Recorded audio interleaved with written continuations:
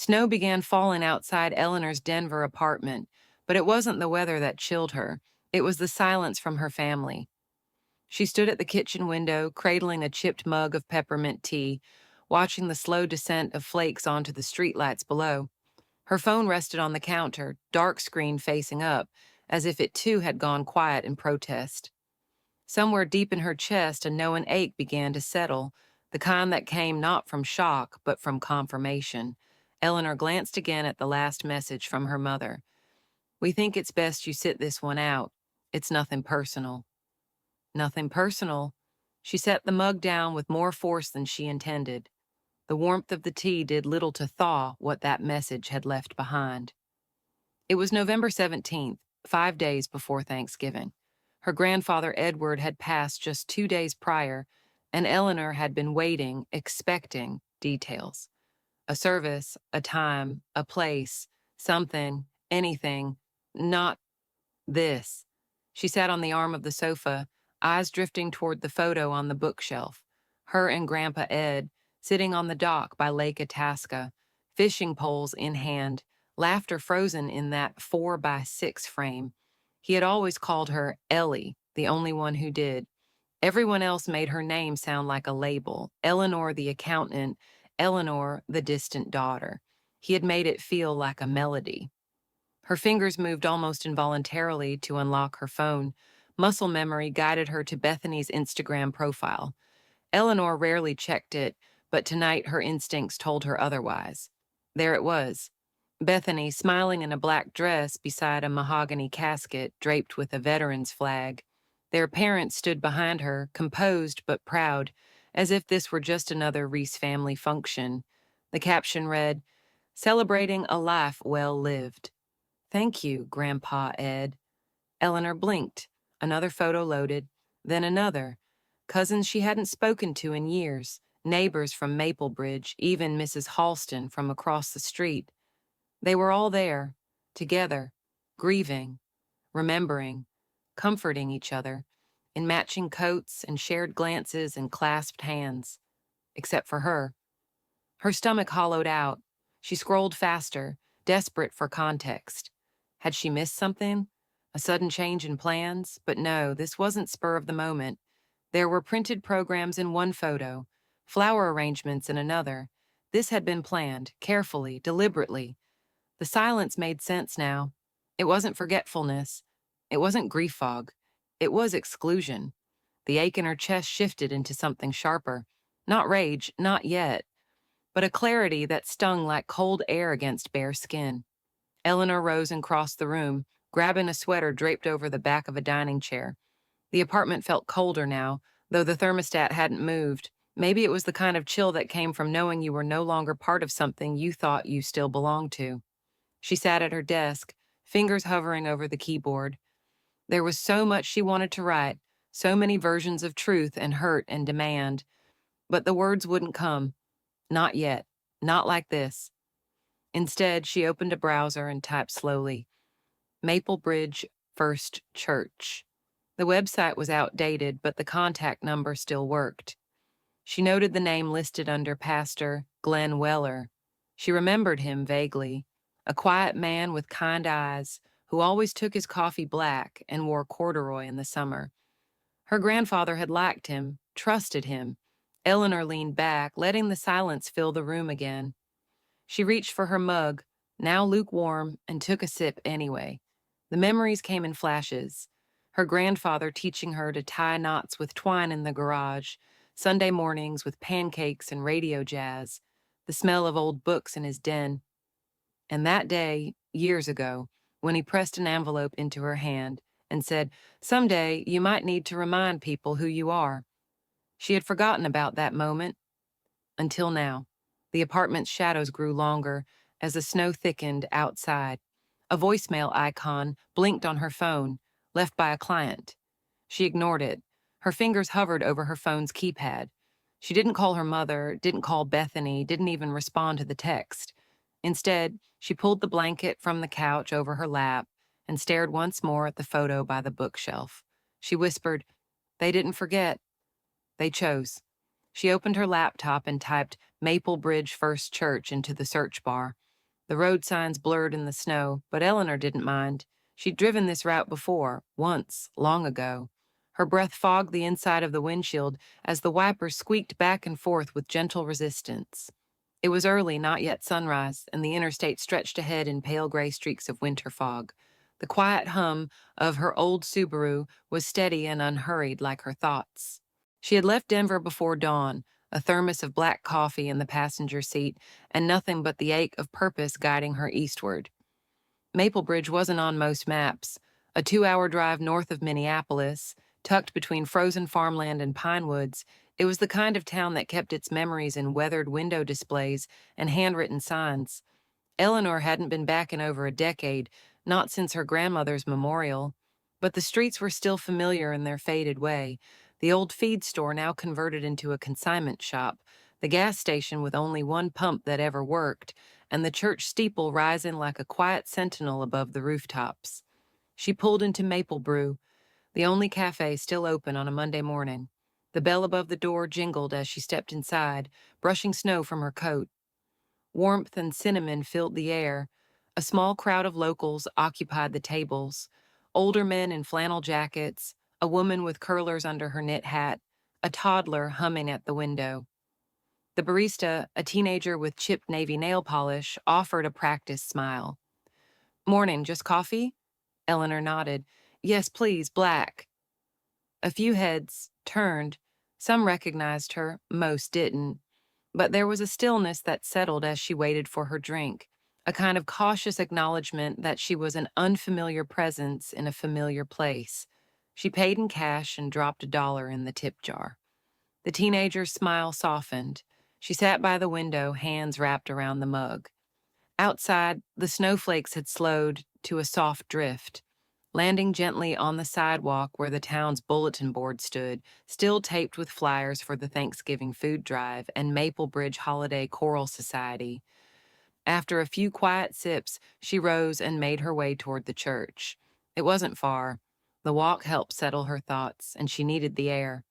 Maple Bridge First Church stood at the corner of Oak and Third, white clapboard siding and red door freshly painted.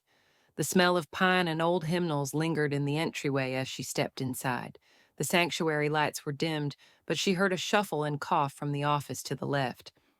"Pastor Glenn?" she called gently. The man who emerged looked older than she remembered, his hair fully white now, glasses slipping down the bridge of his nose. But his expression was unmistakably the same, kind if a little weary. "Eleanor Reese," he said slowly, as though confirming a prayer answered, or a name half-dreamt. "Well now, this is unexpected." She managed a small smile. "I was hoping we could talk."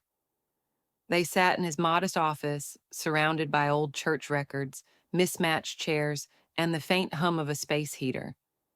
"I didn't know you were coming," he said carefully. "I imagine that's true for a few people," she replied, then paused. "I saw the photos." Pastor Glenn removed his glasses, rubbing the bridge of his nose with his thumb. "I told them I didn't feel right about it, but they insisted, said it was a family matter." "It was," she said, "just not in the way they meant." He looked at her then, not with pity, but something closer to apology. "Your grandfather asked me once if I'd keep a copy of something. I wasn't sure what he meant at the time, but now—" Eleanor leaned forward. "Is it still here?" He nodded slowly. "But before that, there's someone else you should talk to. I think she's been waiting." He scribbled an address on a notepad and handed it to her. "Inez Caldwell." Mrs. Caldwell lived only a few blocks away, in a small greenhouse with a porch swing and dried corn husks still tied to the railing. Eleanor remembered her vaguely, Sunday school potlucks, a hand on her shoulder during choir recitals. But what she hadn't known, not until Glenn mentioned it, was that Mrs. Caldwell had grown close to her grandparents in the years since Eleanor moved away. The older woman opened the door slowly, then blinked in surprise. "Well, I'll be," she murmured. "Eleanor Reese." Eleanor tried a polite smile. "Pastor Glenn said you might have something for me." Mrs. Caldwell studied her a moment, then pushed the door open wider. "Come in. I think it's time." The warmth inside smelled of lemon cleaner and oatmeal cookies. A radio played softly in the background. Bing Crosby, faint and warbling. A crocheted afghan was draped over the back of a recliner. On the coffee table sat a wooden box, plain but polished. "I've been holding on to this for years," Mrs. Caldwell said, easing into her armchair. "Your grandfather gave it to me when your grandmother passed, said it wasn't for your parents, said I'd know when it was meant to go to you." Eleanor stepped closer, kneeling beside the table. Her hands trembled slightly as she reached for the box, but Mrs. Caldwell placed her own hand gently on top first. "He didn't trust your parents to deliver this." The letter smelled faintly of cedar and old paper, like the cabin Eleanor hadn't visited since her 20s. She held it delicately in both hands. The envelope yellowed slightly around the edges. Her name written in her grandfather's careful, blocky handwriting. Not Ms. Eleanor Reese, not dear, just Eleanor, plain and steady, like the man himself. The wooden box sat open beside her on the coffee table, empty now except for a second, thinner envelope marked Inventory Plus Trust.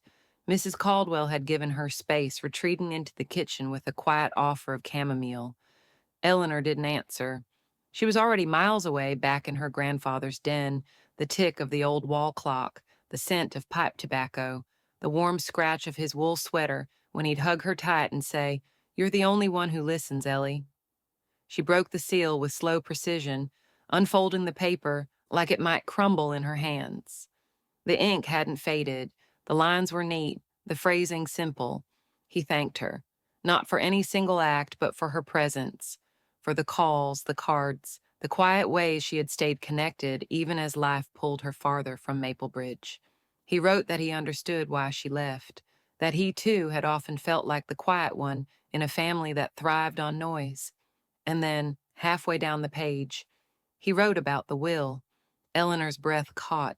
He had made revisions, he said, just after Lorraine passed, named both granddaughters as equal beneficiaries, but with a request that Eleanor take responsibility for the property should Bethany choose to leave town. The papers were co-signed by Pastor Glenn and witnessed by a local attorney. He had filed them, but also made copies, just in case. He ended the letter with a single line. "If anything ever seems off, follow the paper trail." Eleanor folded the letter and set it gently on the table. Her hands found the second envelope. Inside were two documents, one a list of assets, modest savings, the house, a small cabin up north, signed and dated. The other, a trust declaration naming her as co-trustee. Everything matched her memory. Everything was official. She sat back, the edges of her world reorienting around this quiet truth. Her exclusion from the funeral hadn't been about grief.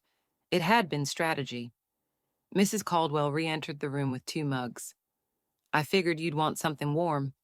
Eleanor accepted the tea and held it without drinking. "Did he ever talk about my parents? About what he was worried they'd do?" Mrs. Caldwell settled slowly into her chair, sighing through her nose. "He didn't say it directly, but he told me he trusted you to do what was right, that you'd know when to speak and when to wait." They sat in silence a while. Outside, the light was fading, and street lamps blinked to life down the block. The neighborhood looked untouched by time. Eventually, Eleanor rose. "I should go. I need to see Pastor Glenn again." She tucked the documents into her satchel, layered her coat, and stepped back into the cold. The air had turned sharper, the kind of cold that made your breath visible and your intentions clear. By the time she reached the church, the sun had dipped below the trees, casting the white building in blue-shadowed quiet. Glenn answered the door, still in his sweater vest and reading glasses. "I found it," she said simply, holding out the papers. He read them without comment, his brow furrowing only slightly. When he reached the signature line with his own name, he nodded. "Yes, I remember this." "They filed a new will, didn't they?" she asked. His mouth tightened. "About 2 weeks ago. Your father brought it in. Said there had been updates. I assumed, wrongly, that everyone was informed. They removed me." Her voice didn't rise. "Entirely?" Glenn gestured for her to sit. "That's a serious accusation, Eleanor." "I have the original documents," she said. "Witnessed, dated, stored away by someone he trusted. And I have a lawyer." His eyebrows lifted. "You do?" She nodded. "Maya Lynn. We were classmates at Columbia. She's in St. Paul now, estate law." That's good, Glenn said slowly, returning the papers. That's very good. He moved to the filing cabinet behind his desk, searching through folders until he found the newer will. You should compare them. She did. The formatting was different, the ink looked newer, and most importantly, her name was nowhere. Eleanor didn't speak. She didn't need to. She stood, tucking everything back into her bag. Her heart was pounding, not with fear, but with a calm kind of certainty. She turned toward the door. They didn't just shut me out, they tried to write me out. A sharp buzz in her coat pocket startled her. She fished out the phone. A new voicemail. Her mother's voice, clipped and careful. Please don't cause trouble, Eleanor. We've all moved on. The signature on the official will looked real until Eleanor held it beside the one in her hand. At first glance, the strokes were nearly identical. Her father had always been precise, trained from years of balancing ledgers and signing contracts. But Eleanor's eyes were trained for detail. She'd spent the better part of her career identifying forged receipts, backdated invoices, numbers that didn't quite add up. And this didn't add up. The E in Edward's signature looped differently. The downward flick at the end was missing, and the ink. She tilted the paper under the light. It was too fresh. She sat alone in Pastor Glenn's office, the two wills laid side by side on the desk. Glenn had stepped out to make tea.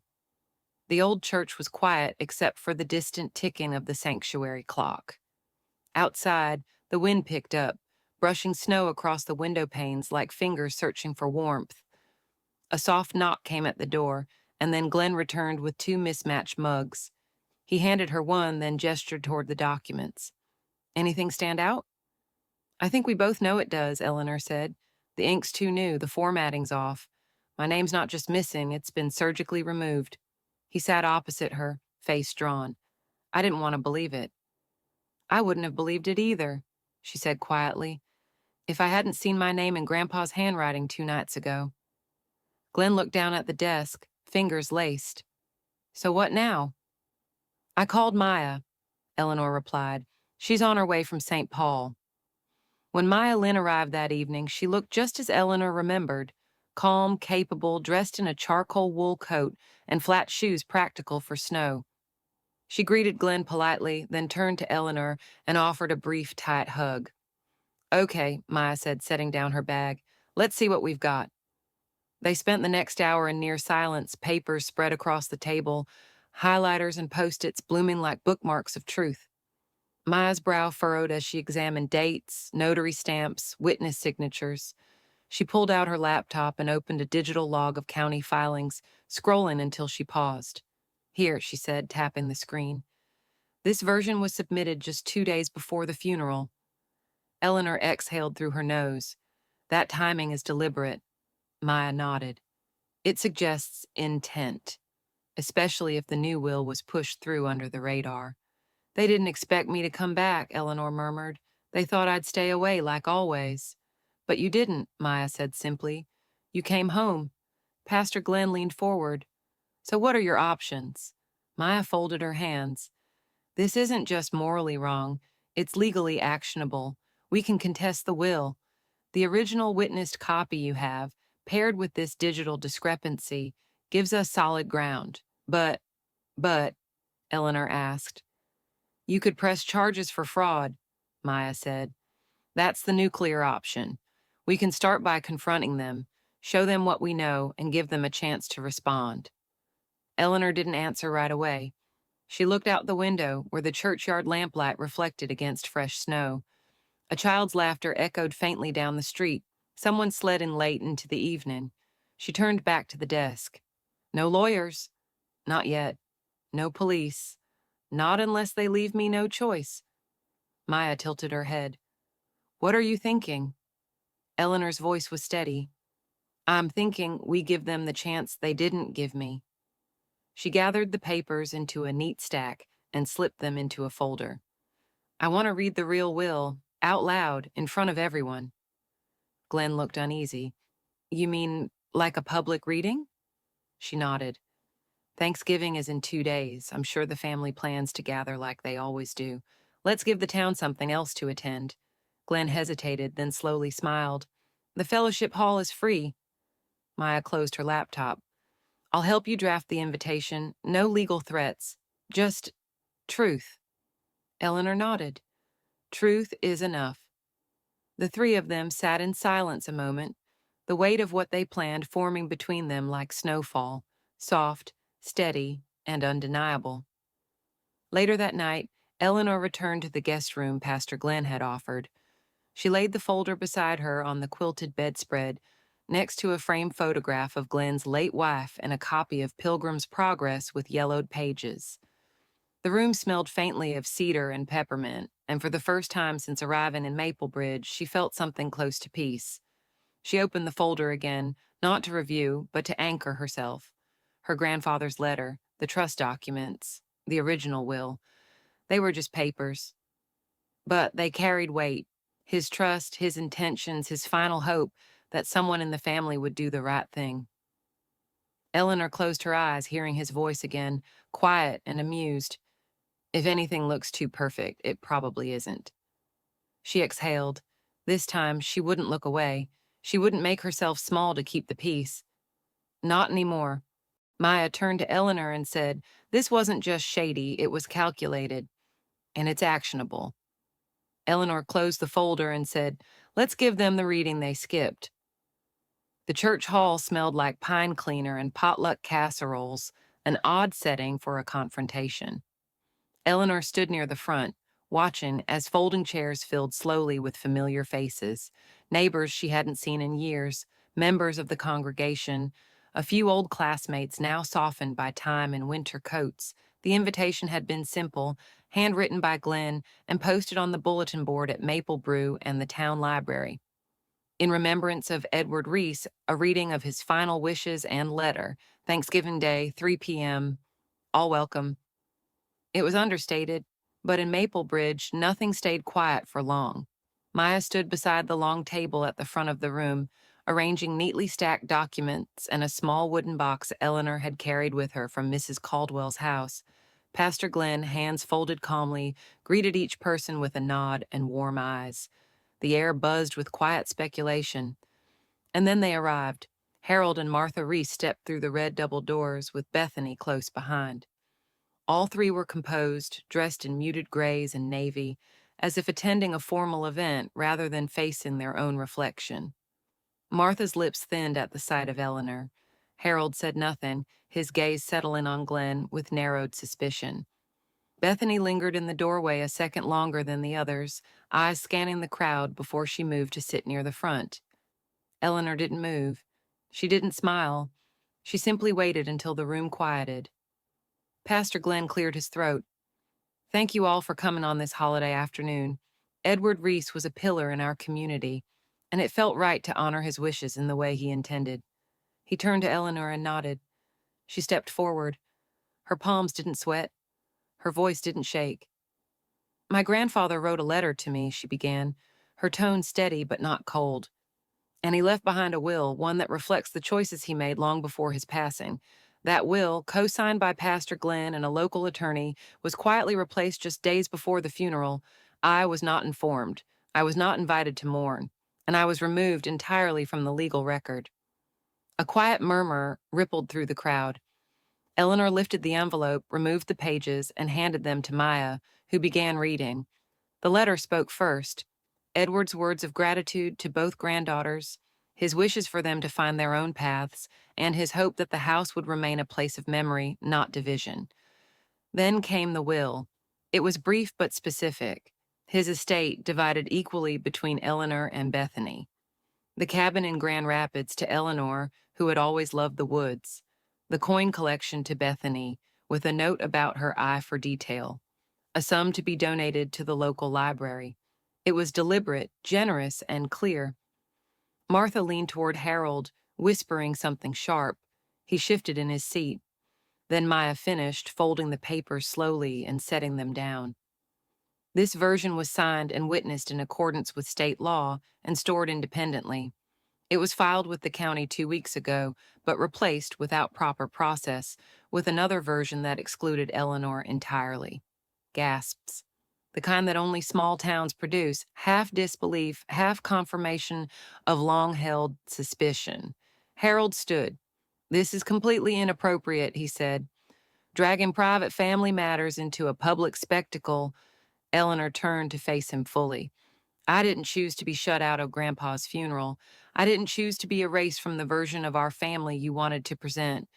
I'm not here to shame anyone," she said, voice firm but even. "I'm here to reclaim what I was told I didn't deserve." Bethany looked down at her hands, clenched tightly in her lap. Martha's voice cut in, brittle. "You always had a flair for drama." "I had a flair for truth," Eleanor said. "You just never liked the way it sounded." The room was still. A few heads nodded. Others looked away, discomfort drawing them into silence. Glenn stepped forward again. "What matters most, I think, is that Edward wished for both his granddaughters to remember him with love, not to become strangers over things that can't be taken with us." And then Mrs. Caldwell, quiet until now, stood slowly and walked to the front. She carried a small wooden box and placed it gently beside Eleanor. "He wanted you to have this too." Eleanor opened the lid. Inside were dominoes, smooth, worn at the edges, a faded fishing license, and a photograph. Her at age 10, sitting beside Edward on the dock, grinning up at him like the sun rose from his smile. Her throat caught, but she didn't cry. She closed the lid softly. The murmurs returned, softer this time, reflective. Bethany rose from her seat.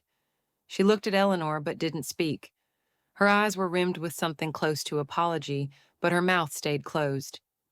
Then she turned and walked toward the exit. Harold and Martha followed, stiff and unspeaking, their pride worn like armor, too heavy to carry for long. As the last of the crowd filtered out, some offered gentle nods, a squeeze on the shoulder, or simply lingering glances that said more than words could. Eleanor remained at the front of the room, the wooden box in her hands, still and steady. As the crowd murmured, Mrs. Caldwell placed a small wooden box beside Eleanor. "He wanted you to have this too."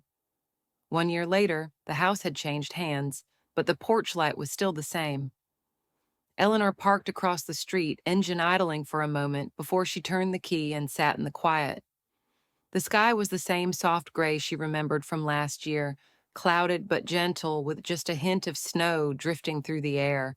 The leaves were gone, the lawns pale with frost, and Christmas wreaths had begun appearing in windows. But the porch light on 224 Oak Street still glowed with its familiar amber hue, like a small flame that had never gone out. She didn't intend to linger. Her visit to Maple Bridge was short, just a signature at the courthouse to finalize a few remaining matters. The house had sold in the spring to a young couple from Minneapolis. They had painted the shutters a darker green and added wind chimes to the porch, but left the garden gnome untouched, still leaning slightly to the left as it always had. Eleanor stepped out of the car and crossed the street slowly, her boots crunching lightly on the thin layer of ice. She knelt near the edge of the yard, not on the porch, just beside the sidewalk, and placed a small bouquet of white mums tied with twine. She didn't bring a card. She didn't need to. The porch light hummed faintly. A small breeze stirred the wind chimes into a gentle clinking, like a memory rustling into place. She turned and walked down the block toward Mrs. Caldwell's house, hands tucked deep into her coat pockets. The town was quiet, as it always was in late November, but lights were on inside living rooms, and the smell of wood smoke lingered in the air. Mrs. Caldwell answered the door before Eleanor knocked, as if she'd been watching from the window. "I figured you'd stop by," she said, smiling warmly. "I had to," Eleanor replied. "It wouldn't feel right otherwise." Inside, the house was just as she remembered. Crocheted afghans, old teacups, the radio playing a Glenn Miller tune low and distant. A kettle hissed softly on the stove. They settled into their usual spots. Eleanor on the sofa, Mrs. Caldwell in her recliner, a worn afghan draped across her knees. "How's Denver?" Mrs. Caldwell asked. "Quiet," Eleanor said.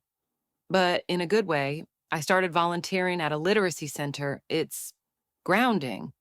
"I always thought you'd end up teaching," the older woman mused. "You've got that kind of patience." Eleanor smiled. Maybe someday. Mrs. Caldwell reached into the drawer of the side table and pulled out a small envelope.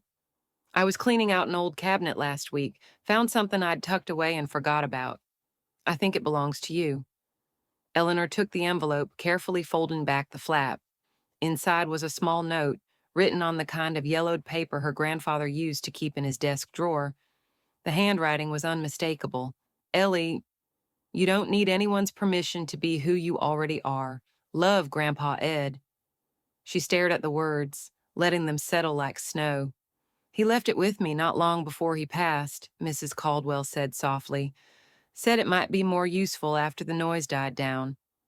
Eleanor folded the note and slipped it back into the envelope, then tucked it into her coat pocket like something sacred.